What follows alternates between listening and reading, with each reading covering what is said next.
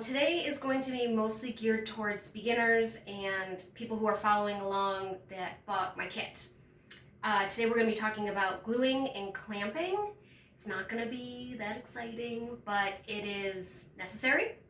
And I will tell you all of the mistakes that I've made, so hopefully you can learn from them. So in every kit is this mat board. It's actually just mat board that people frame a picture with. So the purpose of this is for variations of veneer thickness. Commercial veneer is usually the same thickness across species, but that doesn't always happen.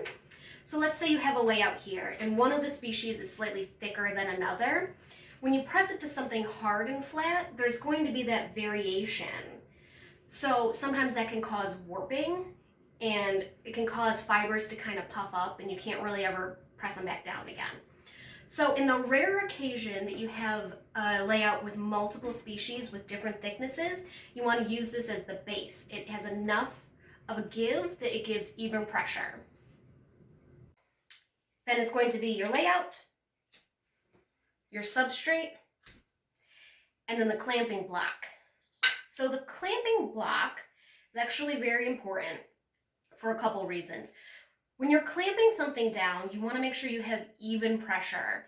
And plywood can bend and warp despite what we think. So if I just had this clamped on here and here, there's a chance that this could lift up or this corner could lift up. The moisture in the glue is going to force fibers to warp and to expand. So we want to make sure we have even pressure. Traditionally, when you're veneering, you want to veneer both sides of the substrate. And the reason for that is because you want the glue on both sides to even each other out. The moisture in the glue can cause things to warp. So if you have it on both sides, it'll kind of fight against each other and stay flat. I am actually suggesting not to do that in this case. I don't always do it with all of my projects. And the reason why is because I leave things clamped down flat until they're cured. So if we have this clamped down 24 hours, then it should be fine. If you took it out after a couple hours, yes, the veneer will be stuck, but then it could warp. The other reason is because we're about to put it in a frame that has a groove, and that will help keep it flat as well. The third reason is because I'm not a traditionalist, and I'm raging against all those old dudes that tell you there's only one way to do it. So talking about clamps, I know that some people are going to buy this kit and they're going to think, oh, I can just stack a bunch of books on it and that'll be enough pressure. It's not. I've tried it.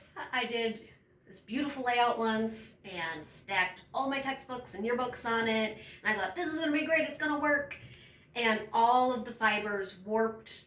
I had to throw it out. So it is something you have to buy, unfortunately.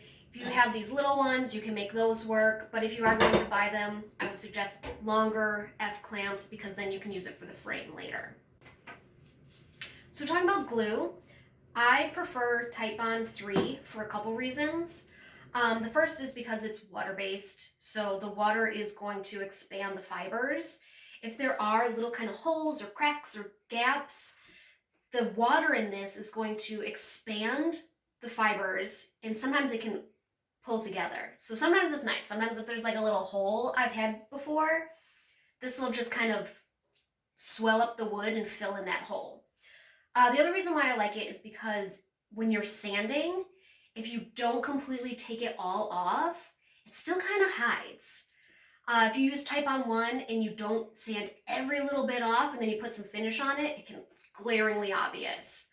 So I like it because it's forgiving and easy, but don't buy anything because I'm telling you to.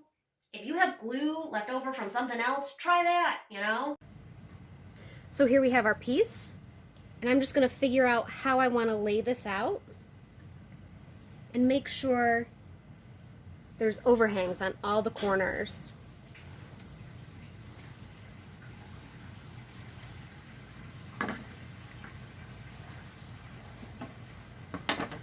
I'm just going to trim it close, within a ½ inch to that line.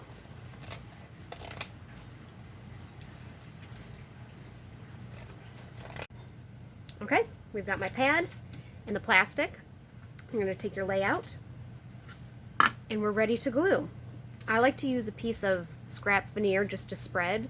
You want to make sure that every part of this is covered with glue. You don't want any little dry spot. Now some people would argue that you want to put glue on both sides.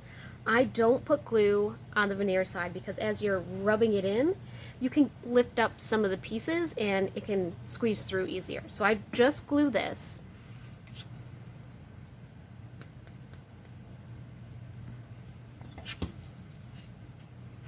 Okay.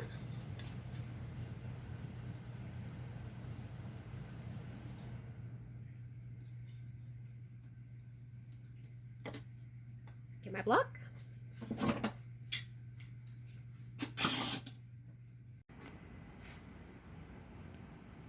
So this is just clamped to the corner of a table.